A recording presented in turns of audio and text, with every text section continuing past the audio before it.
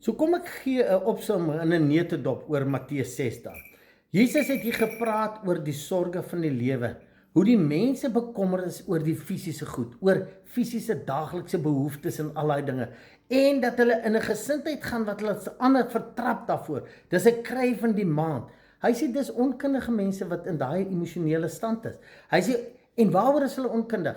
Hulle weet nie wat is hulle potensiaal nie. Hulle weet nie wie hulle is nie. Hulle is die geregtigheid van God, want hulle en ek is een. My gees is hulle gees, my vermoë is in hulle, en dit is hulle vermoë. En hoe meer hulle dit gaan verstaan en daarin stap, hoe meer gaan hulle hierdie koninkryk van vrede, vreugde, vriendskap, alles gaan hulle ervaar. En daai fisiese sorge gaan nie meer hulle deel wees nie.